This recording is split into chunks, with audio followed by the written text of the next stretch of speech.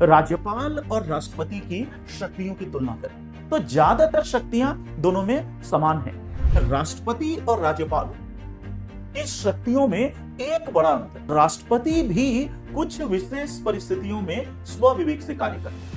तो स्वविवेक का अर्थ है कि जहां मंत्री परिषद के परामर्श को वह मानने के लिए बाध्य नहीं। संविधान में प्रत्यक्षतः राष्ट्रपति के लिए स्वविवेक शब्द या डिस्क्रेशन या ऐसा कोई आर्टिकल नहीं। पूरा तमिलनाडु गवर्नर के इसी आर्टिकल 200 की व्याख्या पर टिका हुआ है। तो जैसे संघ में जब कोई विधेयक संसद के द्वारा पारित किया जाता है तो राष्ट्रपति की सहमति जरूरी है, उसके बिना वो कानून का रूप नहीं ले सकता। तो वैसे ही जब कोई विधेयक राज्य विधानमंडल के द्वारा पारित किया जाए तो राज्यपाल की सहमति जरूरी है और उसकी सहमति के बिना कानून का रूप नहीं होगा। डॉक्टर अंबेडकर ने खुद ये बात कही कि एक लोकतंत्र में इस प्रकार के स्वविवेक की गुंजाइश है और उन्होंने ये शब्द आर्टिकल 200 में आकर डिलीट कर दिया।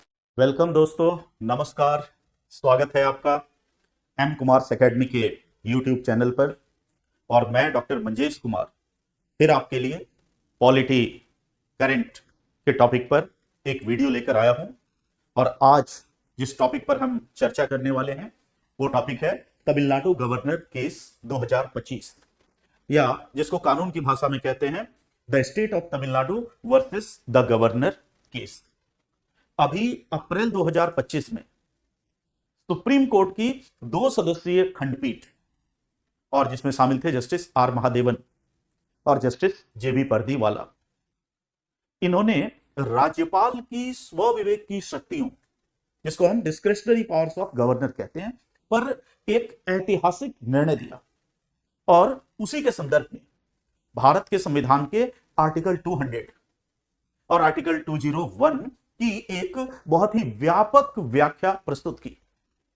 और यह निर्णय इतना चर्चित हुआ कि उस निर्णय के बाद भारत के उपराष्ट्रपति जगदीप धनखड़ जी ने एक बयान दिया था जिसमें उन्होंने कहा था कि यह निर्णय गलत है। और उन्होंने यहां तक कहा कि सुप्रीम कोर्ट के पास आर्टिकल 142 के रूप में एक न्यूक्लियर बॉम्ब है जो वह कहीं भी गिरा देता है।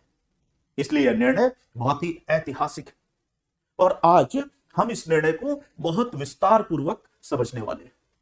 और इसलिए आपसे अनुरोध है कि आप अंत तक जरूर इस वीडियो को देखो, क्योंकि आईएएस पीसीएस के एग्जाम के लिए हमारा चैनल समर्पित है और उसके लिए यह आने वाले समय के लिए वीवीआई टॉपिक होने वाला है।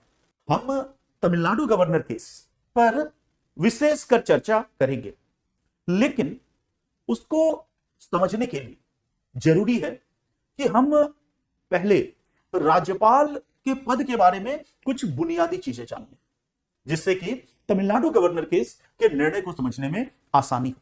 भारत के संविधान की यदि हम बात करें तो भारत के संविधान के आर्टिकल 153 में राज्यपाल का पद है। और आर्टिकल 153 कहता है कि प्रत्येक राज्य का एक राज्यपाल होगा। यद्यपि एक ही व्यक्ति को 2 या अधिक राज्यों का राज्यपाल बनाया जा सकता है, तो राज्यपाल का पद एक अनिवार्य पद है। और यह संघ में जैसे राष्ट्रपति का पद है, काफी हद तक उससे मिलता जुलता एक पद है।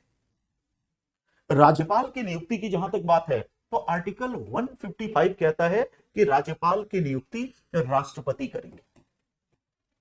इसका मतलब है कि नियुक्ति की कोई विशिष्ट प्रक्रिया नहीं और संघीय मंत्री परिषद के परामर्श पर भारत के राष्ट्रपति राज्यपाल की नियुक्ति करते हैं।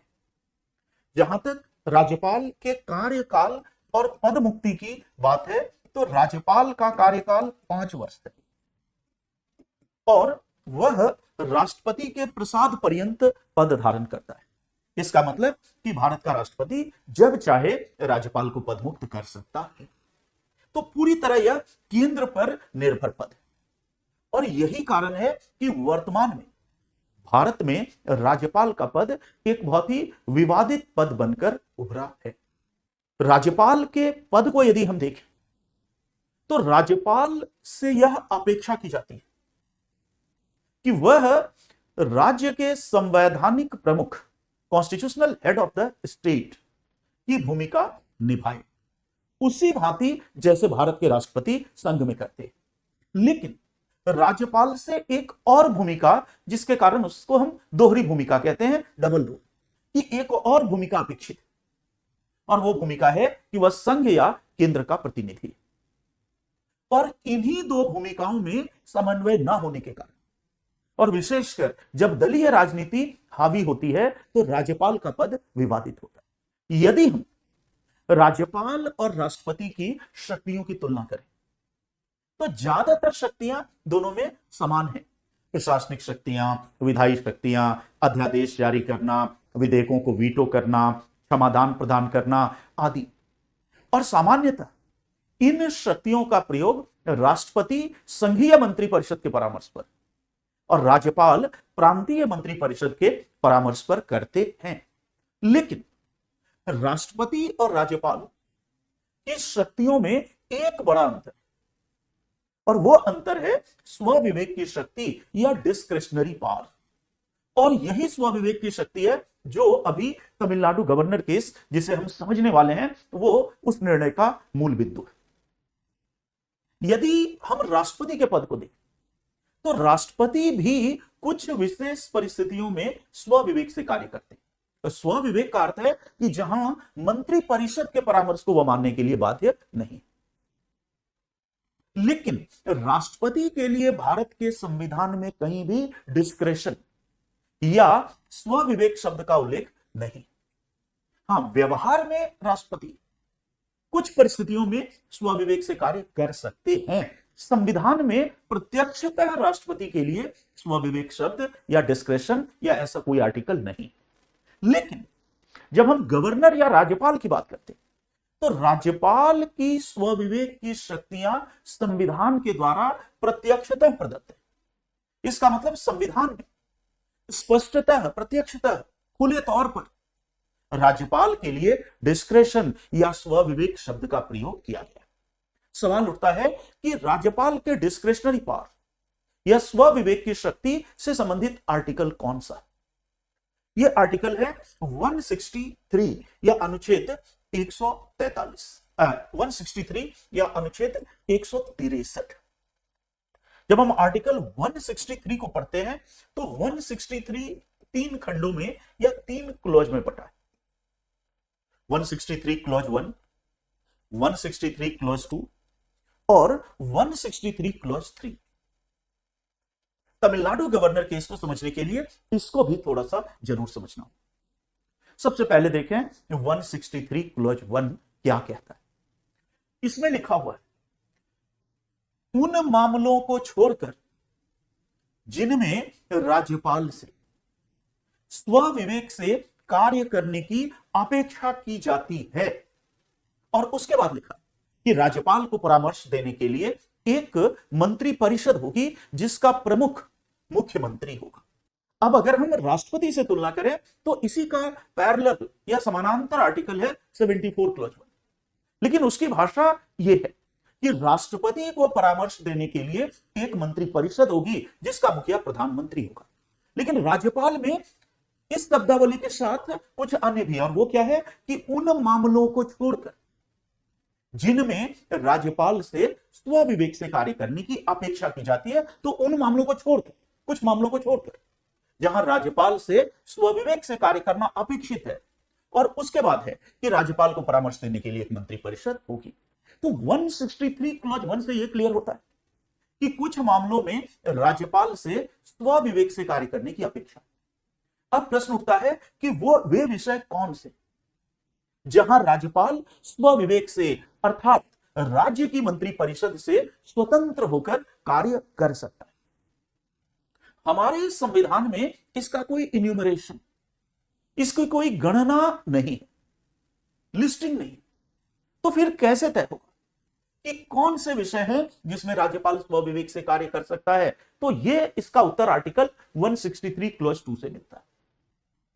163 क्लॉज 2 कहता है कि कौन से विषय स्वविवेक के अंतर्गत आते हैं, यह राज्यपाल स्वयं तय करेगा और उसका निर्णय अंतिम होगा। इसका मतलब यह पूरी तरह राज्यपाल को तय करना है कि किन विषयों में उसे स्वविवेक से कार्य करना।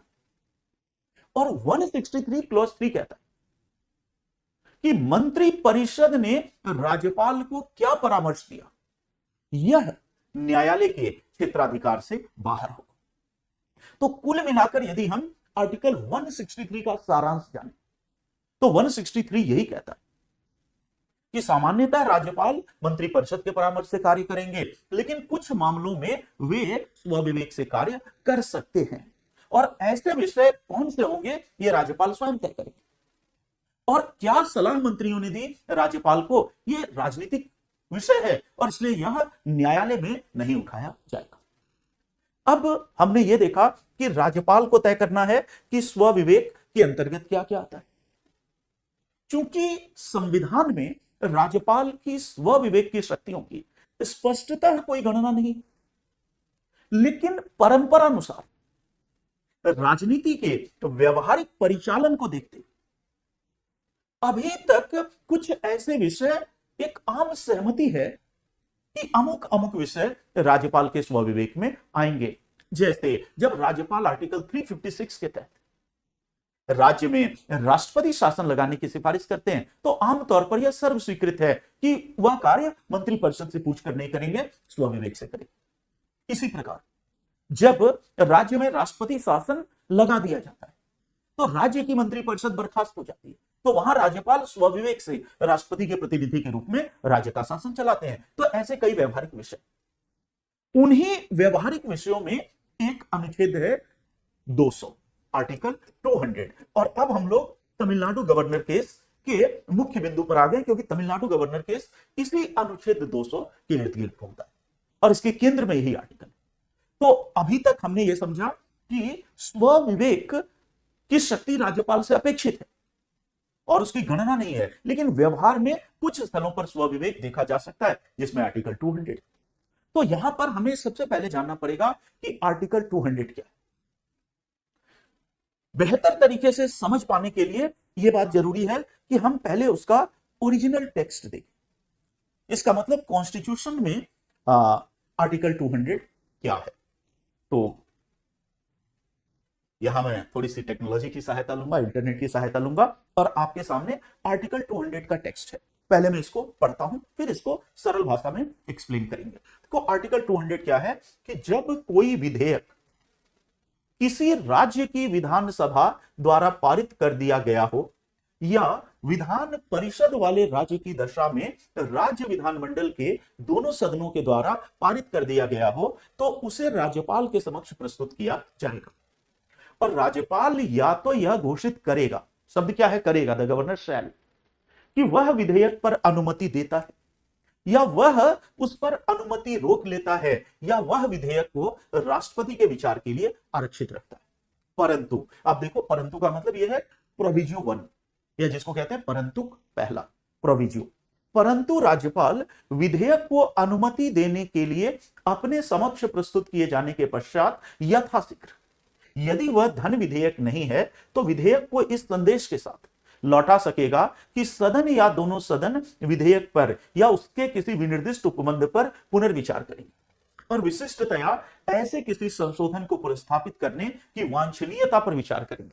संविधान है, टफ है, जिसकी सिफारिश वह अपने संदेश में कर सकता है। और जब विधेयक इस प्रकार लौटा दिया जाता है तो सदन या दोनों सदन विधेयक पर तदनुसार पुनर्विचार करेंगे। और यदि विधेयक सदन या दोनों सदनों द्वारा संशोधन सहित या उसके बिना पुनः पारित कर दिया जाता है और राज्यपाल के समक्ष अनुमति के लिए प्रस्तुत किया जाता है तो राज्यपाल उस पर अनुमति नहीं रोकेगा। यहां भी है नहीं रोकेगा, शैल नॉट, सकता नहीं रोकेगा। परंतु यह और कि राज्यपाल, अब देखो ये सेकेंड प्रोविजो है, प्रोविजो सेकेंड मतलब दूसरा परंतु यह और कि राज्यपाल किसी ऐसे विधेयक को अनुमति नहीं देगा, अपितु राष्ट्रपति के विचार के लिए आरक्षित रखेगा, जो राज्यपाल की राय में यदि वह कानून बन जाता है तो उच्च न्यायालय की शक्तियों को इस प्रकार अल्पीकृत करता है कि वह पद खतरे में पड़ जाता है, जिसे भरने के लिए इस संविधान के द्वारा उस न्यायालय का निर्माण किया गया है। तो यहां पर हमने आर्टिकल का लेटर देखा। लेटर का मतलब कि आर्टिकल 200 क्या है।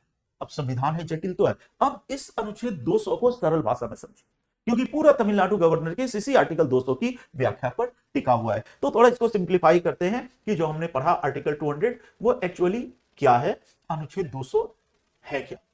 अनुच्छेद 200 को अगर सिंपल लैंग्वेज में देखो, बहुत सिंपल, तो आर्टिकल 200 ये कहता है कि जब कोई विधेयक राज्य विधानमंडल के द्वारा पारित कर दिया, तो जैसे संघ में जब कोई विधेयक संसद के द्वारा पारित किया जाता है तो राष्ट्रपति की सहमति जरूरी है, उसके बिना वो कानून का रूप नहीं ले सकता। तो वैसे ही जब कोई विधेयक राज्य विधानमंडल के द्वारा पारित किया जाता है तो राज्यपाल की सहमति जरूरी है, और उसकी सहमति के बिना कानून का रूप नहीं होगा। तो वही बात यहां है कि किसी विधेयक को राज्य विधानमंडल ने मान लो पारित कर दिया, राज्य विधानमंडल से विधेयक पारित हो गया, तो अब विधेयक राज्यपाल के पास आता है, और यहां पर राज्यपाल के पास 3 विकल्प।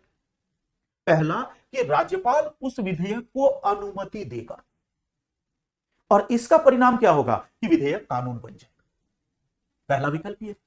दूसरा विकल्प है कि राज्यपाल उस पर अनुमति रोक लेगा, कह देगा कि आई विदहोल्ड एसेंट, मतलब अनुमति नहीं देगा, रोक लेगा, और अनुमति रोक लेगा तो इसका परिणाम यह है कि वह विधेयक कानून नहीं बनेगा। और तीसरा कि राज्यपाल उस विधेयक को राष्ट्रपति के पुनर्विचार के लिए आरक्षित करेगा।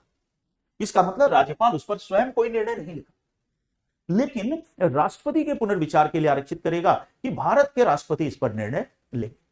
उसके बाद 2 प्रोविजो आते हैं, 2 परंतु आते हैं, जिसमें प्रोविजो 1 कि राज्यपाल यदि चाहे तो उस विधेयक को न तो अनुमति दे, न अनुमति रोके, और न राष्ट्रपति के पुनर्विचार के लिए आरक्षित करे, बल्कि उस विधेयक को राज्य विधानमंडल को वापस लौटा, यह कहते हुए कि राज्य विधानमंडल उस पर पुनर्विचार करे, और यदि पुनर्विचार के पश्चात राज्य विधानमंडल उस विधेयक को दोबारा पारित करे तो अगली बार राज्यपाल सहमति देगा, सहमति देने के लिए बाध्य है। और उसके बाद प्रोविजो 2 है कि एक अनिवार्य परिस्थिति है जब राज्यपाल विधेयक को अवश्य राष्ट्रपति के लिए आरक्षित करेगा। तो अन्य मामलों में राज्यपाल चाहे तो आरक्षित कर सकता है, लेकिन एक मामले में वह राष्ट्रपति के लिए अवश्य आरक्षित करेगा, और वो है कि अगर विधेयक हाई कोर्ट की पावर कम करता है, याद करो अल्पीकृत करता है, हाई कोर्ट की पावर यदि कम करता है तो अवश्य उसे राष्ट्रपति के विचार के लिए आरक्षित किया जाएगा। तो अब थोड़ा सा सिंपल वे में समझते हैं कि आर्टिकल 200 क्या है। आर्टिकल 200 कहता है कि जब विधेयक राज्य विधानमंडल से पारित होता है तो वो राज्यपाल के पास आता है, उसके पास पहला विकल्प है राज्यपाल के पास कि वह अनुमति दे दे तो विधेयक कानून बन जाएगा। दूसरा विकल्प है कि वह अनुमति रोक ले तो विधेयक कानून नहीं बनेगा। तीसरा विकल्प है कि वह न तो वह स्वयं कोई निर्णय ना ले, वो उसे राष्ट्रपति के लिए आरक्षित कर ले और उस पर राष्ट्रपति निर्णय ले। और उसके बाद 2 प्रोविजो है। पहला प्रोविजो है कि ये 3 करने की बजाय एक अन्य काम भी राज्यपाल कर सकता है कि वह ना तो उसको अनुमति दे, ना उस पर अनुमति रोके, ना उसे राष्ट्रपति के लिए आरक्षित करे, बल्कि विधेयक को राज्य विधानमंडल को वापस भेज दे, यह निर्देश देते हुए कि आप इस पर पुनर्विचार कीजिए। और अगर राज्य विधानमंडल ने पुनर्विचार किया और दोबारा साधारण बहुमत से पारित कर दिया तो अगली बार राष्ट्रपति अनुमति देगा। यह पहला प्रोविजो है। और दूसरा प्रोविजो है कि एक ऐसी परिस्थिति है जब राज्यपाल विधेयक को राष्ट्रपति के लिए ही आरक्षित करेगा, उस पर कोई निर्णय खुद नहीं लेगा। और वह परिस्थिति क्या है कि अगर विधेयक हाई कोर्ट की पावर को कम करता है तो राज्यपाल के लिए ये सारे विकल्प नहीं है और केवल ये वाला विकल्प जो वह राष्ट्रपति के लिए आरक्षित करेगा। तो ये हमने देख लिया आर्टिकल 200। आर्टिकल 200 इस पूरे निर्णय की कुंजी है, इसलिए इसको एकदम ध्यान में रखना जरूरी है। मैं आगे फिर इस पर आऊंगा। अब आओ कि इसके बाद एक और आर्टिकल को समझ लेने से आसानी होगी, और वो है आर्टिकल 201। और आर्टिकल 201 क्या है?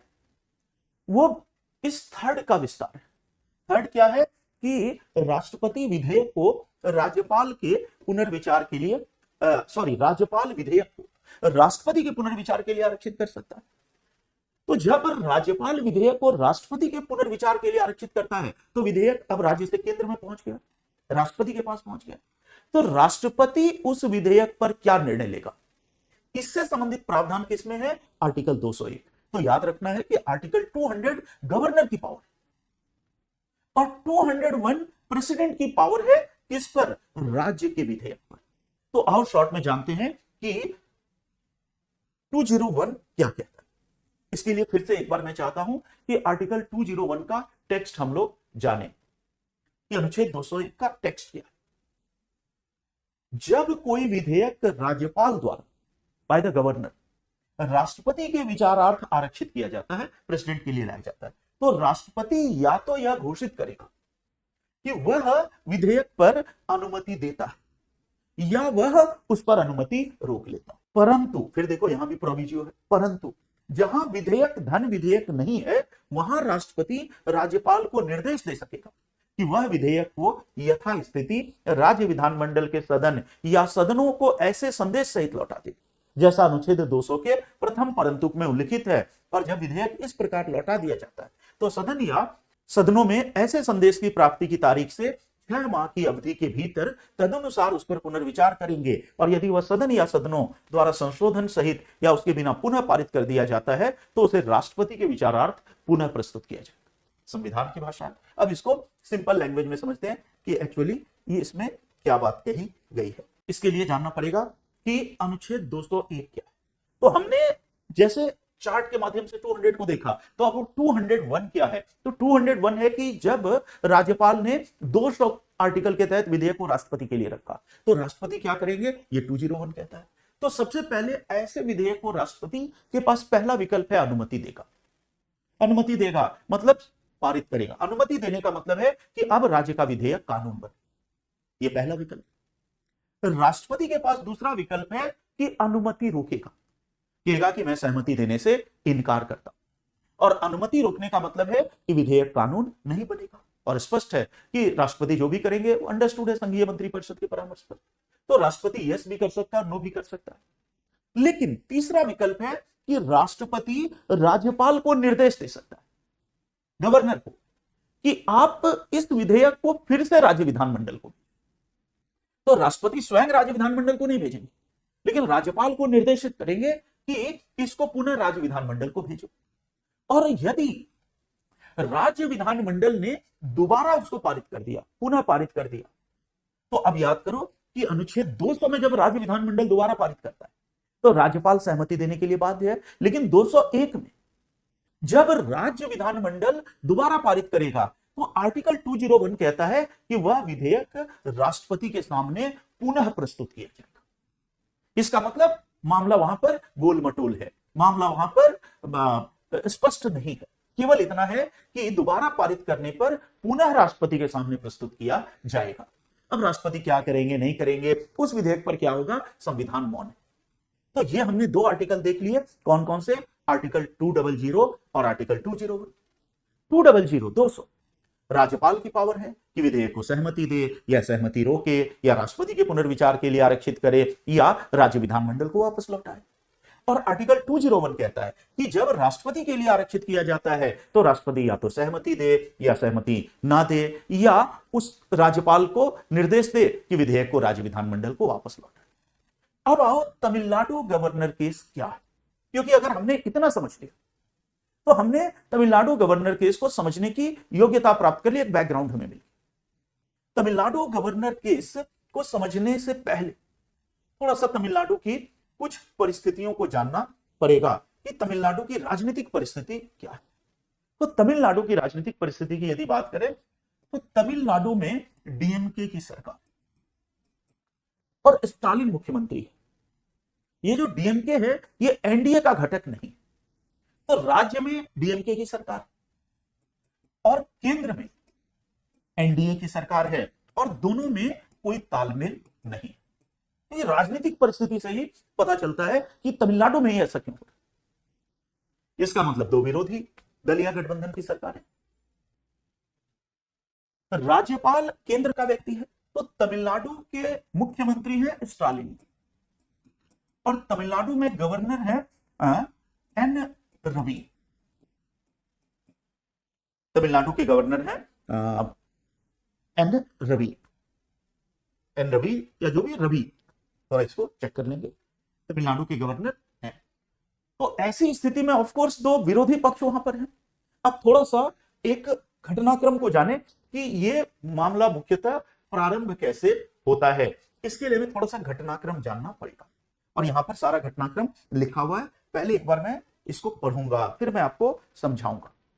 यहां मैंने सारा डेट वाइज लिखा है, लेकिन डेट वाइज याद रखने की कोई जरूरत नहीं, तो एक बार पहले डेट वाइज देखते हैं और फिर मैं इसका समरी बताऊंगा कि एक्चुअली ये क्या है। पर डेट वाइज देखो, 13 जनवरी 2020, 13 जनवरी 2020 से लेकर 28 अप्रैल 2023, तो हम कह सकते हैं लगभग 3 साल, 3 इयर्स, 20 से लेकर 30। और इस अवधि में तमिलनाडु के राज्य विधानमंडल ने 12 विधेयक पारित किए। ठीक आज किया है, 1-2 महीने के बाद किया, तो 3 इयर्स में तमिलनाडु के राज्य विधानमंडल ने 12 विधेयक पारित किए। इसमें कुछ विवादित विधेयक भी थे, जिसमें जो स्टेट की यूनिवर्सिटीज थी उसका कंट्रोल गवर्नर से लेकर चीफ मिनिस्टर को देना, फिशरीज, कई विधेयक थे। तो 12 विधेयक पारित किए। विधेयक जब पारित किए गए उसके बाद तमिलनाडु की मंत्रिपरिषद ने बैठक की, जो संवैधानिक नियम है, और मंत्रिपरिषद ने राज्यपाल को परामर्श दिया कि आप इन 12 विधेयकों को हस्ताक्षर करें। अब विधेयक किसके पास आ गए? राज्यपाल के पास। अब यहां पर अप्लाई होगा आर्टिकल 200। ये राज्यपाल या तो उन 12 विधेयक को अनुमति देगा या उस पर अनुमति रोकेगा या उसे राष्ट्रपति के पुनर्विचार के लिए आरक्षित करेगा या राज्य विधानमंडल को वापस लौटाएगा। इनमें से किसी विकल्प का प्रयोग तमिलनाडु के गवर्नर को करना था। बट आश्चर्यजनक रूप से तमिलनाडु के गवर्नर ने इनमें से किसी विकल्प का प्रयोग नहीं किया और उसको अपने पास लंबित रखा, पेंडिंग रखा, जिसको राजनीति विज्ञान की भाषा में हम पॉकेट वीटो कह सकते हैं। और एक तरह से स्वविवेक से पॉकेट वीटो का प्रयोग किया, क्योंकि मंत्रिपरिषद ने तो कहा कि हस्ताक्षर करो, बट गवर्नर ने उस पर कुछ नहीं किया, पेंडिंग है मसला। विधि निर्माण अगर नहीं होता है समय पे, तो फिर राज्य का शासन कैसे चलेगा? तो जब काफी समय बीत गया, तब देखो तमिलनाडु सरकार ने 30 अक्टूबर 2023 में आकर 31 अक्टूबर 2023 को सुप्रीम कोर्ट में एक मुकदमा किया। वही मुकदमा Tamil Nadu government versus the state of Tamil Nadu versus the governor. Supreme court में मुकदमा हुआ। सुप्रीम कोर्ट ने गवर्नर को नोटिस इशू किया 10 नवंबर 2023 को, उससे जवाब मांगा। अब यह बहुत इंपॉर्टेंट डेट है कि 10 नवंबर 2023 को गवर्नर को नोटिस होता है कि भाई आपने इन विधेयकों पर कुछ भी क्यों नहीं किया, इतने दिनों से पेंडिंग क्यों। और ठीक 2 या 3 दिन, इसका मतलब कि 13 नवंबर, तो 10 को नोटिस आता है और 3 दिन के बाद 13 नवंबर 2023 को गवर्नर ने 12 विधेयकों पर निर्णय ले लिया। क्या निर्णय लिया? तो 2 विधेयक को गवर्नर ने सहमति दे दी, आर्टिकल 200 का पहला। 2 विधेयक तो कानून बन गए। अब बचे 10 विधेयक, तो 10 विधेयक पर उन्होंने सहमति रोक ली, अनुमति रोक ली। तो याद करो आर्टिकल 200 का जो दूसरा हिस्सा है कि राज्यपाल अनुमति रोकेगा, तो या तो अनुमति देगा या रोकेगा। तो 2 को अनुमति दे दी और 10 विधेयक पर अनुमति रोक ली। अब यहां ये एक बड़ा तकनीकी पॉइंट है कि अनुमति रोका, लेकिन राज्य विधानमंडल को वापस नहीं लौटाया, उन्होंने केवल अनुमति रोका और राज्य विधानमंडल को इसकी सूचना दी कि हमने अनुमति रोक ली। जब अनुमति रोक ली गई, उसके बाद 18 नवंबर 2023 को तमिलनाडु की विधानसभा का विशेष सत्र बुलाया गया, स्पेशल सेशन। और विशेष सत्र में इन 10 के 10 विधेयकों को राज्य विधानमंडल ने दोबारा पारित कर दिया। पुनर्विचार के लिए नहीं आया, फिर भी उन्होंने अपनी ओर से दोबारा पारित कर दिया। जब दोबारा पारित कर दिया, उसके बाद 28/11/2023 को राज्यपाल ने इन 10 विधेयक पर को राष्ट्रपति के लिए आरक्षित कर लिया। अब याद करो, पहले उन्होंने 10 पर अनुमति रोकी थी, बट दोबारा पारित होने के बाद उन्होंने राष्ट्रपति के लिए आरक्षित कर लिया। अब राष्ट्रपति के पास आ गया तो आर्टिकल 201 आएगा। 201 के तहत राष्ट्रपति सहमति दे भी सकता है, सहमति रोक भी सकता है और पुनर्विचार के लिए लौटाने के लिए कह सकता है। तो यहां पर राष्ट्रपति ने एक विधेयक पर सहमति दी और 7 विधेयक पर सहमति रोक ली 201 के तहत, और 2 विधेयक को कोई निर्णय नहीं लिया, पेंडिंग रखा। और जब इतना कुछ हुआ, उसके बाद सुप्रीम कोर्ट में यह मुकदमा चलने लगा, और तब इस पर सुप्रीम कोर्ट का अभी 2025 में ऐतिहासिक निर्णय आया है। तो ये तो हमने एक बार डेट वाइज किया है। अब इसको मैं एक सामान्य समरी के रूप में आपको बताऊंगा, बट मैं एक बार हट जाता हूं स्क्रीन के आगे से, क्योंकि अगर किसी को डेट लिखना है तो आप इस वीडियो को रोक सकते हो और रोककर सारा डेट लिख सकते हो। हालांकि डेट की उतनी जरूरत नहीं है। अब थोड़े समय के लिए इस डेट को भूल जाते हैं और डेट को भूलकर एक जनरल समझते हैं कि डेट ना हो तब ये मसला क्या। वो मसला ये 2020 से 23 के बीच 12 विधेयक तमिलनाडु के राज्य विधानमंडल ने पारित किए। पारित करने के बाद गवर्नर के पास भेजा गया, तो गवर्नर आर्टिकल 200 के तहत या तो सहमति देगा या सहमति रोकेगा, वो सारे कार्य करेगा, या राष्ट्रपति के लिए रखेगा या राज्य विधानमंडल को लौटाएगा। गवर्नर ने इनमें से कुछ नहीं किया और सारे के सारे विधेयकों पर कोई निर्णय नहीं लिया, पेंडिंग। जब ये पेंडिंग हुआ तो तमिलनाडु सरकार सुप्रीम कोर्ट चली गई। सुप्रीम कोर्ट से गवर्नर को नोटिस हुआ कि अपना पक्ष रखो। जब नोटिस हुआ तो गवर्नर ने 10 विधेयक पर निर्णय ले लिया, 12 विधेयक पर निर्णय लिया। क्या निर्णय लिया? 2 विधेयक पर अनुमति दे दी, तो वो तो पारित हो गए, 10 बच गए। 10 को उन्होंने अनुमति रोक दी, कहा कि हम अनुमति नहीं देते। जब अनुमति रोक दी तो तमिलनाडु की विधानसभा ने उन 10 विधेयकों को दोबारा पारित कर दिया और फिर से गवर्नर को भेज दिया। जब फिर से गवर्नर को भेज दिया तो अब गवर्नर ने उसको राष्ट्रपति के लिए आरक्षित कर दिया। 10 विधेयक, अब 10 विधेयक राष्ट्रपति के पास आ गए, और जब 10 विधेयक राष्ट्रपति के पास आ गए तो राष्ट्रपति ने 1 विधेयक को सहमति दे दी, 7 विधेयक पर सहमति रोक ली और 2 विधेयक पर कुछ भी निर्णय नहीं लिया। और फिर सुप्रीम कोर्ट का इस पर निर्णय आया। तो अब आता है इस लेक्चर का सबसे महत्वपूर्ण हिस्सा कि तमिलनाडु गवर्नर केस में सुप्रीम कोर्ट ने क्या निर्णय दिया और कैसे उस निर्णय के द्वारा आर्टिकल 200 की एक व्यापक व्याख्या की, और यहां तक कहा गया कि सुप्रीम कोर्ट ने शायद संविधान को बदल दिया। इस लेवल का उसने इंटरप्रिटेशन दे दिया। तो आओ एक एक करके जानते हैं निर्णय के मुख्य बिंदु क्या हैं। सबसे पहला हमने जस्ट एक याद के लिए या एक इंडिकेशन के लिए लिखा आर्टिकल 142। तो देखो ये क्या है। निर्णय का पहला बिंदु यह रहा कि सुप्रीम कोर्ट ने आर्टिकल 142 में प्रदत्त विशेष शक्ति का प्रयोग करते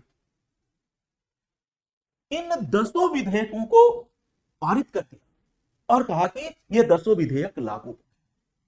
इसका मतलब एक असाधारण बात हो गई कि विधेयक गवर्नर के आदेश से लागू होने हैं या राष्ट्रपति के पास आए तो राष्ट्रपति के आदेश से लागू होने हैं, बट कोर्ट ने कहा नहीं, हम आदेश देते कि तमिलनाडु की राज्य की विधानसभा के द्वारा पारित ये 10 के 10 विधेयक आज से लागू। सवाल उठता है कि सुप्रीम कोर्ट क्या ऐसा कर सकता है? क्या इतनी बड़ी पावर उसके पास है? तो यहां सुप्रीम कोर्ट ने उसी आर्टिकल का सहारा लिया जिसको जगदीप धनखड़ उपराष्ट्रपति ने एक न्यूक्लियर बॉम्ब बताया। कहा कि आर्टिकल 142 सुप्रीम कोर्ट के हाथ में एक न्यूक्लियर बॉम्ब है, जहां मर्जी हो वहां गिरा। थोड़ा सा जाने कि 142 क्या है। तो 142 एक बहुत ही विशिष्ट अनुच्छेद है जो सुप्रीम कोर्ट को एक बहुत ही खास पावर देता है। 142 कहता है कि किसी मामले में पूर्ण न्याय, कंप्लीट जस्टिस, क्या शब्द है? Complete justice. किसी मामले में पूर्ण न्याय सुनिश्चित करने के लिए सुप्रीम कोर्ट कोई भी आदेश दे सकता है, कोई भी आदेश, एनी ऑर्डर, और संसद की विधि और राष्ट्रपति के आदेश के अधीन रहते हुए वह आदेश जो सुप्रीम कोर्ट ने दिया है संपूर्ण भारत में लागू होगा। अभी 142 का प्रयोग कई जगह होगा। बहुत जल्द मैं बुलडोजर जस्टिस पर एक वीडियो बनाने वाला हूं, उसमें भी आर्टिकल 142 के तहत निर्देश दिए गए। बाबरी मस्जिद के मामले में 142, तो 142 एक विशिष्ट अनुच्छेद। 142 कहता है कि हर मामले में पूर्ण न्याय होना चाहिए, कंप्लीट जस्टिस। कंप्लीट जस्टिस की कोई परिभाषा तो है नहीं, पर सामान्यतः यह माना जाएगा कि बिल्कुल प्राकृतिक न्याय के तहत हो, सब कुछ सही हो, कंप्लीट जस्टिस हो। पर कंप्लीट जस्टिस सुनिश्चित करना सुप्रीम कोर्ट की जिम्मेदारी। और इसीलिए सुप्रीम कोर्ट कोई भी आदेश दे सकता है, एनी ऑर्डर, जो कंप्लीट जस्टिस के लिए जरूरी है।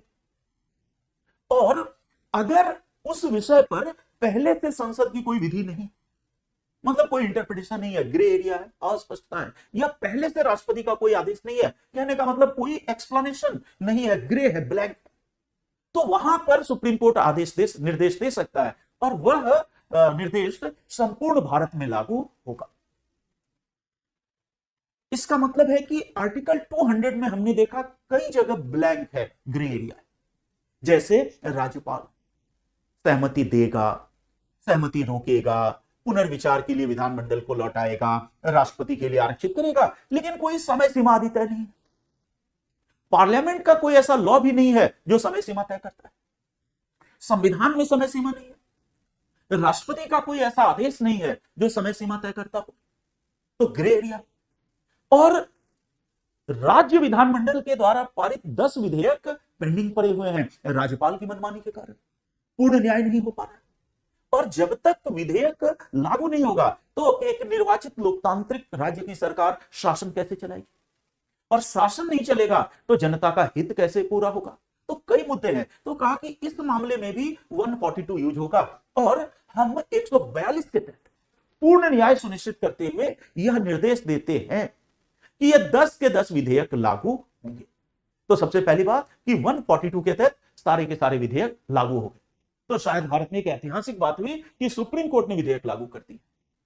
अब आओ दूसरी बात, दूसरा जो मुद्दा है वो इस निर्णय का सबसे केंद्रीय विषय, सबसे केंद्रीय विषय और सबसे बड़ा विवादित विषय, यहां पर आर्टिकल 200 के तहत गवर्नर जब निर्णय लेंगे तो उनके लिए टाइमलाइन फिक्स की गई, क्योंकि तमिलनाडु गवर्नर केस में क्या हुआ कि 3 साल तक गवर्नर ने कुछ नहीं किया, रीजन टाइमलाइन फिक्स नहीं है।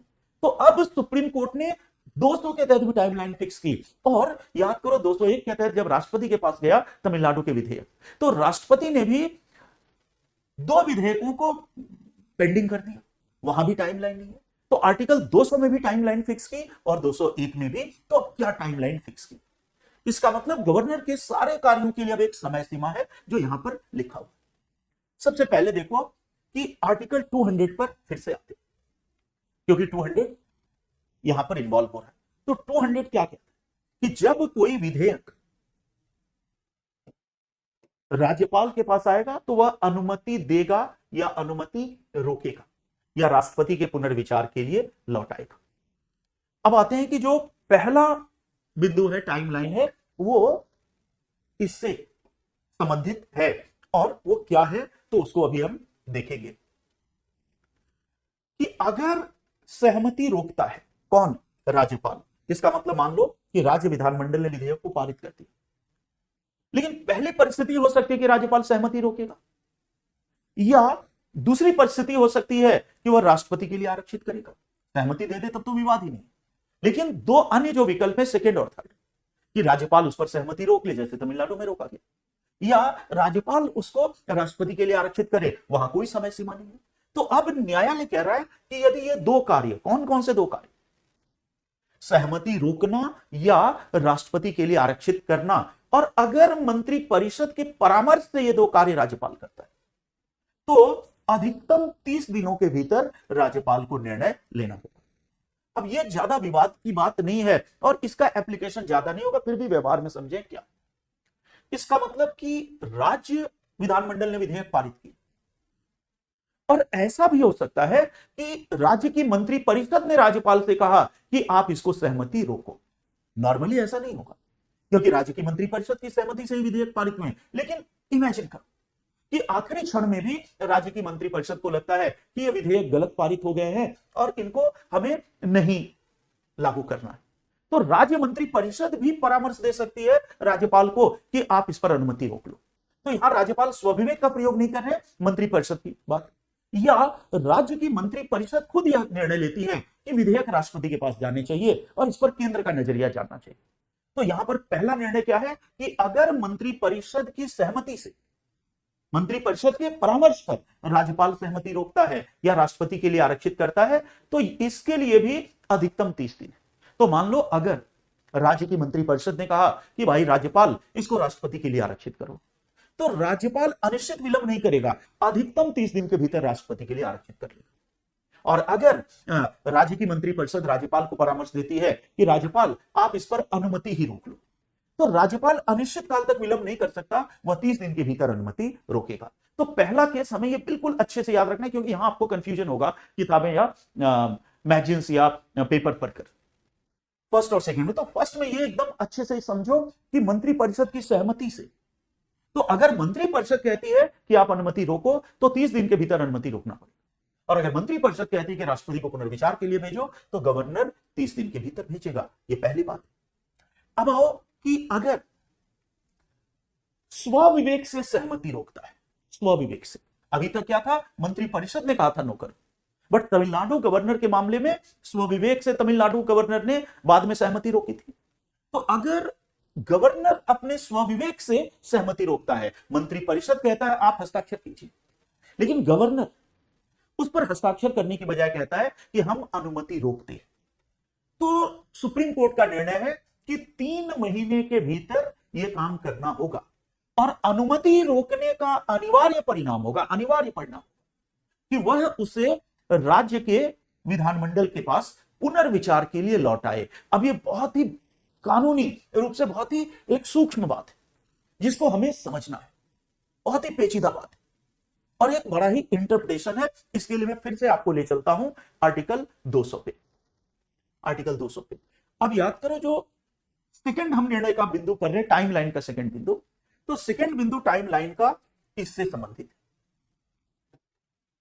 इस वाले से, और कह रहा है कि ये सॉरी इस वाले से अनुमति रोकेगा, और अनुमति कब रोकेगा, मंत्रिपरिषद के विरुद्ध। तो अगर राज्यपाल स्वविवेक से अनुमति रोकेगा, तो अब उन्होंने कहा कि अनुमति रोकने का मतलब है कि प्रोविजो 1 लागू हो जाए। अब याद करो, तमिलनाडु गवर्नर, राज्यपाल ने अनुमति रोकी और केवल इतना मैसेज किया, लेकिन अब सुप्रीम कोर्ट का नया इंटरप्रिटेशन कहता है कि अनुमति रोकने का मतलब है कि अनिवार्यता परंतु केवल लागू होगा। इसका मतलब राज्यपाल अनुमति रोककर अपने पास नहीं रख सकता। अगर अनुमति रोकता है तो अनिवार्यता उसे राज्य विधानमंडल को विधेयक को वापस लौटाना पड़ेगा। इसको ऐसे समझे कि इस निर्णय से पहले ऐसा माना जाता था कि राज्यपाल के पास 4 विकल्प। इस निर्णय से पहले 4 विकल्प क्या है कि वह राज्य के विधेयक को अनुमति दे दे, पहला विकल्प, वह राज्य के विधेयक पर अनुमति रोक ले, दूसरा विकल्प, वह राज्य के विधेयक को राष्ट्रपति के पुनर्विचार के लिए आरक्षित करे, तीसरा विकल्प, और वह राज्य के विधेयक को राज्य विधानमंडल के पुनर्विचार के लिए लौटाए, चौथा विकल्प। तो अभी तक की इंटरप्रिटेशन ये थी कि 4 विकल्प, लेकिन अब सुप्रीम कोर्ट ने कहा कि नहीं, विकल्प 3 ही है, ये 3 है। अब सुप्रीम कोर्ट कह रहे हैं कि विकल्प 3 है, ये 3 विकल्प। कौन कौन से 3 विकल्प कि या तो अनुमति देगा, या अनुमति रोकेगा, या राष्ट्रपति के पुनर्विचार के लिए लौटाएगा। तो फिर सवाल उठता है ये क्या है, तो कहा कि ये सेकंड का विस्तार है, दोनों में कोरिलेशन है। इसका मतलब अनुमति रोकने का एक्सटेंशन है विधानमंडल को लौटा। तो पहले यह माना जाता था कि अनुमति न रोके तभी विधानमंडल को लौटा सकता, लेकिन अब की इंटरप्रिटेशन को यह कहता है कि अगर अनुमति रोकेगा कौन, राज्यपाल, तो अनिवार्यतः उसे राज्य विधानमंडल को वापस लौटाना पड़ेगा। तो एक तरह से 4 विकल्प पहले स्वतंत्र थे आर्टिकल 200 के तहत राज्यपाल के पास, लेकिन अब 3 स्वतंत्र विकल्प हैं, और चौथा विकल्प अनुमति रोकेगा का विस्तार है। इसका जो प्रोविजो 1 है वो अनुमति रोकेगा का एक्सटेंशन। तो अब इसका व्यवहार में परिणाम क्या होगा कि जब भी राज्यपाल राज्य के विधेयक पर अनुमति रोकेंगे तो उसका अनिवार्य परिणाम होगा कि वो राज्य विधानमंडल को वापस लौटाए, और राज्य विधानमंडल ने अगर दोबारा पारित कर दिया तो उसको सहमति देनी पड़ेगी। तो एक तरह से राज्यपाल के डिस्क्रिप्शन को कम कर दिया। तो अब आ जाओ कि फिर से हम लोग आते हैं अपने विषय पर, निर्णय के मुख्य बिंदु, टाइमलाइन। तो अगर स्वविवेक से सहमति रोकता है, स्वविवेक से, तो राज्य विधानमंडल को लौटाना ही पड़ेगा, और कितने समय के भीतर लौटाएगा, 3 माह के भीतर। उसके बाद आगे की चीज वही लागू हो जाएगी कि अगर राज्य विधानमंडल फिर पारित कर दिया तो राज्यपाल को हस्ताक्षर करना पड़ेगा। तो ये दूसरी बात। अब तीसरी बात है कि यदि राज्यपाल विधेयक को अनुमति ना दे, ना उस पर अनुमति रोके, फर्स्ट और सेकंड का यूज ना करे, थर्ड का यूज करे आर्टिकल 200 में। थर्ड क्या है? राष्ट्रपति के लिए आरक्षित करना। और अगर वह स्वविवेक से आरक्षित करे, मंत्रिपरिषद के परामर्श से नहीं, मंत्रिपरिषद ने कहा आप हस्ताक्षर करो, लेकिन तमिलनाडु केस को समझो कि तमिलनाडु केस की तरह वो स्वविवेक से उसको राष्ट्रपति के लिए रखे, तो अधिकतम 3 माह के लिए उसको 3 माह के भीतर राष्ट्रपति के लिए आरक्षित करना पड़ेगा। और चौथी बात कि राज्य विधानमंडल यदि पुनः पारित कर देती, इसका मतलब राज्यपाल ने राज्य विधानमंडल को लौटाया, और अगर राज्य विधानमंडल दोबारा पारित कर दे तो अब इसके लिए समय सीमा है कि 30 दिन के भीतर राज्यपाल को अनुमति देनी पड़ेगी। इसका मतलब एक बार में फिर से सिंप्लीफाइड वे में ये 4 पॉइंट्स आपको बताता हूं, क्योंकि यही 4 पॉइंट निर्णय का सबसे मुख्य बिंदु है। 4 पॉइंट में पहला पॉइंट यह कहता है कि जब राज्य विधानमंडल का विधेयक राज्यपाल के पास आता है और राज्यपाल या तो उसको अनुमति रोक दे या राष्ट्रपति के पुनर्विचार के लिए आरक्षित करे, लेकिन ये 2 काम यदि मंत्रिपरिषद के परामर्श से हो तो 1 माह का समय, मंत्रिपरिषद के परामर्श। अब आते हैं दूसरी बात कि यदि राज्यपाल स्वविवेक से उस पर सहमति रोकता है, खुद अपनी विवेक से, तो अब उसको प्रोविजियो 1 का पालन करके राज्य विधानमंडल को वापस लौटाना पड़ेगा, और इस पूरी प्रक्रिया के लिए केवल 3 माह का समय राज्यपाल को। फिर तीसरी बात कि यदि राज्यपाल स्वविवेक से विधेयक राष्ट्रपति के पुनर्विचार के लिए आरक्षित करते हैं तो यहां भी 3 माह के भीतर उनको आरक्षित करना पड़ेगा। तो जो तमिलनाडु में 3 साल का विलंब हुआ वो नहीं चलेगा। और चौथा कि यदि राज्यपाल ने विधेयक राज्य विधानमंडल को पुनर्विचार के लिए लौटाया और राज्य विधानमंडल ने दोबारा पारित कर दिया, तो अब राज्यपाल को 1 महीने के भीतर विधेयक को सहमति देनी पड़ेगी।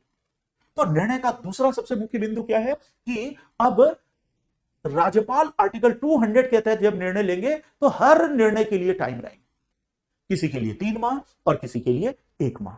अब आते हैं निर्णय का अगला बिंदु कि राज्यपाल के लिए तो समय सीमा है, जब विधेयक 201 के तहत राष्ट्रपति के पास आता है तो राष्ट्रपति के लिए भी समय सीमा है।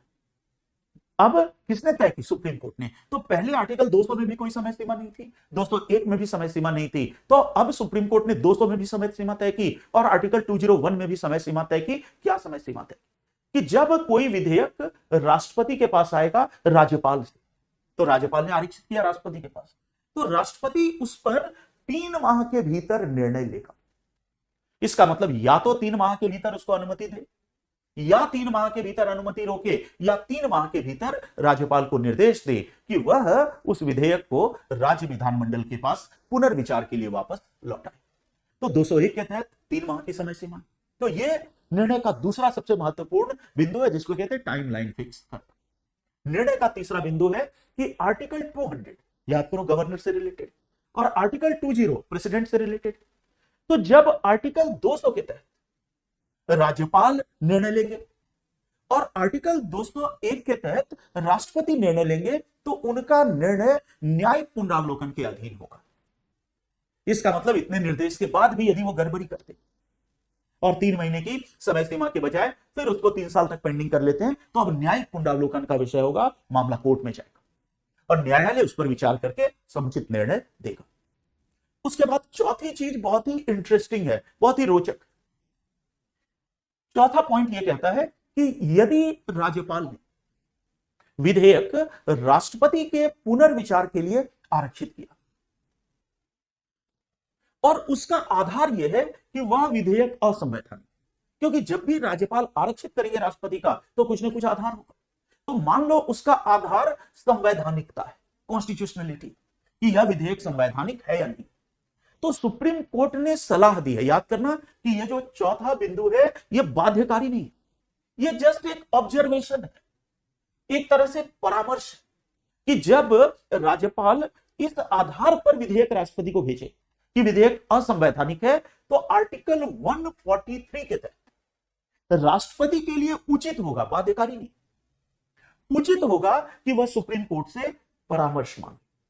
हमें पता है कि आर्टिकल 143 यह कहता है कि किसी विषय पर राष्ट्रपति सुप्रीम कोर्ट से परामर्श मांग सकता है। तो एक तरह से यहां उन्होंने कहा कि आपको परामर्श लेना चाहिए, हालांकि बाध्य नहीं।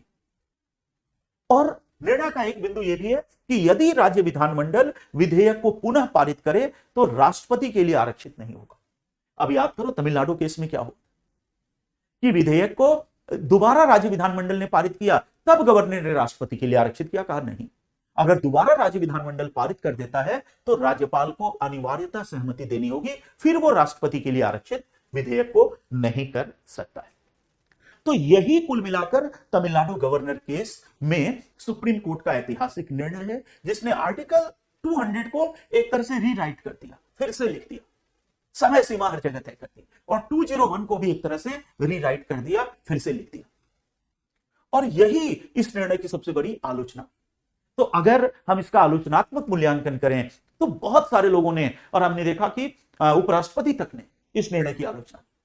तो पहला आलोचना का बिंदु यह है कि यह निर्णय शक्ति पृथक्करण के विरुद्ध है, सेपरेशन ऑफ पावर्स को वायलेट करता है। शक्ति पृथक्करण का सिद्धांत यह कहता है कि 3 संस्थाएं हैं, विधायिका, कार्यपालिका और न्यायपालिका।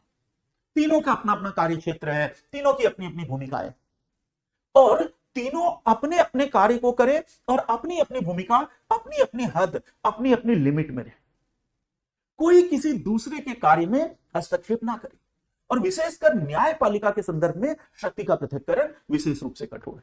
इसका मतलब न्यायाधीश को कानून नहीं बनाना चाहिए, न्यायाधीश को प्रशासन नहीं करना चाहिए, उसको न्याय करना चाहिए। और इसी प्रकार संसद को न्याय नहीं करना चाहिए और कार्यपालिका को न्याय नहीं करना चाहिए, सब अपना अपना काम करें।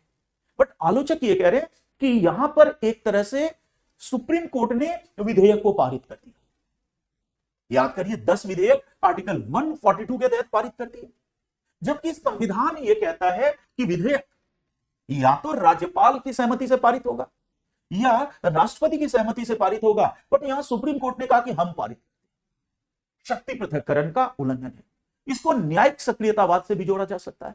यह न्यायिक सक्रियतावाद जुडिशियल एक्टिविज्म का एक क्लासिक एग्जांपल है, जहां न्यायपालिका ने अपने क्षेत्राधिकार का उल्लंघन किया, उसके कारण जो भी रहे, लेकिन उन्होंने अपने क्षेत्राधिकार का व्यापक रूप से उल्लंघन किया। इस रूप में भी शक्ति पृथक्करण भंग होता है कि आलोचक ये कहेंगे कि न्यायपालिका ने संविधान में भी लगता है संशोधन कर दिया, क्योंकि उन्होंने इतने व्यापक इंटरप्रिटेशन दिए कि आपको अमुक कार्य के लिए अधिकतम 30 दिन की अवधि, अमुक कार्य के लिए अधिकतम 90 दिन की अवधि। तो ऐसा लगता है कि संविधान फिर से लिख दिया, और संविधान में संशोधन करने की शक्ति न्यायपालिका को संविधान नहीं देता है, यह शक्ति संसद के पास। लेकिन संसद के इस कार्य को अप्रत्यक्ष रूप से न्यायपालिका ने किया। तो पहली बड़ी आलोचना है कि सेपरेशन ऑफ पावर्स वायलेट हुआ, जुडिशियल एक्टिविज्म। दूसरी आलोचना बहुत तकनीकी है और उसका संबंध आर्टिकल 145 क्लॉज 3 से। तो 145 क्लॉज 3 जब पढ़े तो 145 क्लॉज 3 कहता है कि संविधान की जब भी व्याख्या होगी, जब भी संविधान का इंटरप्रिटेशन होगा या जब भी संविधान की व्याख्या होगी, तो संविधान की व्याख्या हमेशा संविधान पीठ के द्वारा की जाएगी, कॉन्स्टिट्यूशन बेंच के द्वारा की जाएगी। और संविधान पीठ में कम से कम 5 जज होने चाहिए, और तभी कॉन्स्टिट्यूशन का इंटरप्रिटेशन हो सकता है, क्योंकि संविधान की व्याख्या। लेकिन यहां पर संविधान की व्याख्या, या कुछ लोग आलोचक कहेंगे एक तरह से इनडायरेक्ट, प्रत्यक्ष रूप में अमेंडमेंट कर दिया, इतनी बड़ी व्याख्या दे दी। और कितने जजों ने दी? 2 जजों ने। तो 2 जज कैसे संविधान की इतनी व्यापक व्याख्या दे सकता है? 145 क्लॉज 3 का उल्लंघन। लेकिन फिर देखो कि जुडिशरी का आर्गुमेंट क्या है कि इन 2 जजों ने कैसे फिर इतनी बड़ी व्याख्या दे दी। तो इनका सारा आर्गुमेंट फिर उसी न्यूक्लियर बॉम्ब से आता है, आर्टिकल 142। पूर्ण न्याय के लिए कोई भी आदेश दे सकते हैं, और उसी रूप में उन्होंने कहा कि कंप्लीट जस्टिस के लिए हमने ये कार्य कर दिया है। तो वहां से उन्होंने अपनी पावर डेराइव की। फिर भी संवैधानिक तौर पर यह निर्णय आलोचना का विषय तो है। अब आते हैं कि इस निर्णय का महत्व क्या है। इस निर्णय को जब हम पढ़ते हैं, 414 पेज का निर्णय इंटरनेट पर भी आप चाहे तो देख सकते हैं, खास करके लास्ट में जो 50-60 पेज है वो बड़े उपयोगी, तो बहुत अच्छे से उसका रैशनल बताया। सबसे पहली बात है कि न्यायालय कहता है कि एक लोकतांत्रिक व्यवस्था, एक डेमोक्रेटिक सिस्टम में किसी भी शक्ति का प्रयोग मनमाने तरीके से नहीं हो सकता, और आर्बिट्ररी यूज ऑफ पावर यह डेमोक्रेसी की नींव को हिला देगा। और इसमें प्रत्येक संस्था को युक्तियुक्त तरीके से शक्तियों का प्रयोग करना होगा। लेकिन यहां पर गवर्नर ने साफ साफ मनमाने तरीके से शक्तियों का प्रयोग किया। अब आप समझो कि 3 साल तक आपने विधेयक को पेंडिंग रखा, तो यह मनमानापन और यह आर्बिट्रेरीनेस लोकतंत्र संविधान के खिलाफ। तो इन्होंने कहा युक्तियुक्त है कि इस मनमानेपन को न्यायपालिका रोके, खासकर तब जब न्यायपालिका संविधान की संरक्षक। दूसरी बात कि विधि निर्माण का कार्य बाधित नहीं किया जा सकता। अब न्यायपालिका ने यह भी कहा कि लोकतंत्र में जब तक विधि निर्माण नहीं होगा, विधि लागू नहीं होगी, तब तक जन कल्याण का काम नहीं होगा, तब तक सुचारू प्रशासन नहीं होगा। और अगर हम ये मान लें कि समय सीमा तय करने का अधिकार हमें नहीं, और पार्लियामेंट भी समय सीमा तय ना करे, और गवर्नर की हम इस पावर को स्वीकार कर ले कि वो अनिश्चित काल तक विधेयक को होल्ड कर सकता है, तो फिर ऐसी स्थिति में तो राज्य की विधि सालों साल नहीं बन पाएगी। तो फिर लोकतंत्र विफल होगा, जनता का हित विफल होगा, प्रशासन विफल होगा, और कोर्ट ने कहा कि यह लोकतंत्र के खिलाफ होगा। तीसरी बात देखो कि संघवाद का मुद्दा कि हमारा देश एकात्मक नहीं है, हमारा देश संघात्मक है। हां, ये अलग बात है कि वह विशिष्ट प्रकार का संघवाद है, लेकिन फिर भी वह एक संघात्मक विषय है। और चूंकि संघात्मक है, तो संघात्मक व्यवस्था में राज्य सरकार की अपनी शक्ति होती है, उसका अपना क्षेत्राधिकार, उसकी अपनी स्वायत्तता है। एसआर बॉम्बे केस में सुप्रीम कोर्ट ने संघवाद को संविधान का मूल ढांचा घोषित किया। तो संघवाद यह कहता है कि राज्य अपने क्षेत्राधिकार में स्वायत्त है। लेकिन पूरे तमिलनाडु गवर्नर केस में हमने देखा कि राज्य के विधेयकों को गवर्नर ने पहले रोका। गवर्नर जिसका प्रतिनिधि है केंद्र का, तो इनडायरेक्टली केंद्र ने राज्य की विधि निर्माण की शक्ति बाधित की। और उसके बाद जब राष्ट्रपति के पास आया, तो राष्ट्रपति ने विधेयक को सहमति देने से इनकार किया और 2 विधेयकों को पेंडिंग किया। तो एक तरह से संघ ने राज्य की विधि निर्माण की शक्ति को पंगु कर दिया, उसको रोक दिया, और यह फेडरलिज्म की स्पिरिट के खिलाफ है। इसलिए उन्होंने कहा कि गवर्नर और प्रेसिडेंट का यह कार्य गलत है। और आखिर में देखो ऐतिहासिक संदर्भ, इसकी भी सुप्रीम कोर्ट के निर्णय में चर्चा की गई। वो ऐतिहासिक संदर्भ क्या है, थोड़ा उसको समझते हैं कि ये जो ऐतिहासिक संदर्भ है, तो हमारे संविधान का जो आर्टिकल 200 है, 200, जिसको अभी हमने विस्तार से पढ़ा, भारत शासन अधिनियम गवर्नमेंट ऑफ इंडिया एक्ट 1935 से लिया गया। आर्टिकल 200 का सोर्स है गवर्नमेंट ऑफ इंडिया एक्ट 1935, और गवर्नमेंट ऑफ इंडिया एक्ट 1935 में एक धारा थी, धारा 75, और वही धारा 75 भारत के संविधान में संशोधित होकर बन जाती है आर्टिकल 200। अब आते हैं, और ये थोड़े प्रीलिम्स के लिए भी इंपॉर्टेंट है। तो धारा 75 क्या कहती थी, किसकी? भारत शासन अधिनियम। और ये सुप्रीम कोर्ट ने निर्णय में कोट किया कि धारा 75 उस समय जो गवर्नर होते थे, जो राज्यपाल होते थे उस समय, उनकी स्वविवेक की शक्तियों से संबंधित था।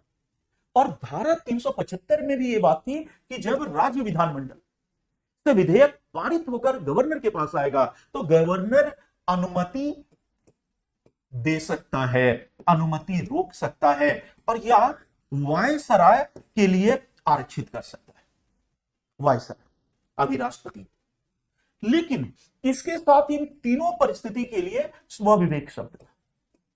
In his discretion the governor can grant assent, can withhold assent, और can reserve the bill for the reconsideration of the viceroy. तो इसका मतलब तीनों कार्य गवर्नर स्वविवेक से कर सकता। इसका मतलब गवर्नमेंट ऑफ इंडिया में ये जो आर्टिकल था, ये पूरी तरह स्वविवेक था। अब जब हमारी संविधान सभा के पास, तो डॉक्टर अंबेडकर ने खुद, जो संविधान निर्माता माने, डॉक्टर अंबेडकर ने खुद यह बात कही कि एक लोकतंत्र में इस प्रकार के स्वविवेक की गुंजाइश नहीं, और उन्होंने यह शब्द आर्टिकल 200 में आकर डिलीट कर दिया। इसका मतलब हमारे आर्टिकल 200 में, इसलिए देखो स्वविवेक शब्द गायब है, इन रजिस्ट्रेशन हटा दिया और बाकी चीजें रहने दी। तो सुप्रीम कोर्ट ने कहा कि संविधान निर्माता का मंतव्य स्पष्ट है कि वे गवर्नर को उस लेवल की स्वविवेक की शक्ति नहीं देना चाहते थे। अगर वो देना चाहते तो हूबहू इसको रख लेते। और हूबहू धारा 75 क्या कहती है भारत शासन अधिनियम की, कि गवर्नर स्वविवेक से अनुमति देगा, रोकेगा या करेगा, मंत्रिपरिषद का परामर्श जरूरी नहीं। लेकिन अगर डॉक्टर अंबेडकर ने अमेंडमेंट प्रस्तावित किया जिसको संविधान सभा ने स्वीकृत किया और उस अमेंडमेंट के द्वारा स्वविवेक वर्ड यहां से हटा दिया, तो इसका मतलब है कि संविधान सभा का मंतव्य क्या था। तो इन सारे तर्कों के आधार पर सुप्रीम कोर्ट ने अनुच्छेद 200 और अनुच्छेद 201 की व्यापक व्याख्या की। तो यहां पर आकर हमने तमिलनाडु गवर्नर केस और इसमें सुप्रीम कोर्ट का निर्णय को विस्तार से देखा। उम्मीद करता हूं कि यह वीडियो आपको पसंद आया होगा। बस 1 मिनट अधिकतम मैं और आपका अटेंशन चाहता हूं, बस अपनी बात रखना चाहता हूं। बहुत दिनों से कोई वीडियो अपलोड नहीं हुआ, कारण यह था कि मेरे पास कोई स्टूडियो नहीं था। बट अब जिस स्टूडियो से मैं बात कर रहा हूं वो मेरे घर में है, तो अब मैं अपने घर में हूं और अब मेरे लिए बहुत सुविधाजनक है कि मैं निरंतर वीडियोज बना सकूं। परसों मैं समझता हूं कि 1 मिनट का लाइव हो गया था यूट्यूब पर। मैंने इसको बाद में डिलीट नहीं किया है कि यादगार के तौर पर, क्योंकि आप में से बहुत सारे लोगों ने कमेंट किया है कि ये क्या है। एक्चुअली वो स्टूडियो सेटअप हो रहा था, फाइनल रूप ले रहा, तो हमारे साथ वो एक्सपर्ट भी थे, क्योंकि मैं इन कामों में बिल्कुल अनाड़ी हूं। तो मैंने कहा कि भाई एक बार लाइव करके भी टेस्ट कर लो सब सही है या नहीं। तो वही 1 मिनट का वीडियो लाइव हो गया जिसमें मैं दिख रहा हूं, तो स्टूडियो सेटअप था। बट मुख्य बात यह है कि अब निरंतर मैं आपके सामने आता रहूंगा और वीडियो अपलोड करता रहूंगा। एक और बात कि तमिलनाडु गवर्नर केस से संबंधित कुछ मैटर है, कुछ लिखित चीजें हैं जो हाथ से लिखी गई है। तो वो सारा मैटर यदि आपको चाहिए तो आप मेरे टेलीग्राम चैनल को ज्वाइन कर लीजिए, और मंजेश सर के नाम से टेलीग्राम चैनल है। तो आज या अधिकतम कल तक वो सारा मैटर टेलीग्राम चैनल पर होगा और वहां से आप पूरा तमिलनाडु गवर्नर केस के निर्णय को डाउनलोड कर सकते हैं। तो आज का वीडियो यहीं पर समाप्त करते हैं और मैं पूरा प्रयास करूंगा अब कि इतना विलंब ना हो और अब बहुत ही रेगुलर अंतराल पर मैं आपसे मिलता रहूं, क्योंकि अब मेरा स्वास्थ्य भी ठीक है और अब मेरे पास स्टूडियो भी है। तो अब मेरे पास कोई एक्सक्यूज नहीं है बचने का। तो इसलिए अब रेगुलर तौर पर पूरी कोशिश रहेगी वीडियो अपलोड करने की। तो आज के इस व्याख्यान को यहीं पर समाप्त करते हैं और बहुत जल्द मैं आपसे मिलता हूं एक नए वीडियो के साथ। तब तक सब लोग स्वस्थ रहिए, प्रसन्न रहिए, सुरक्षित रहिए। Thank you. जय हिंद।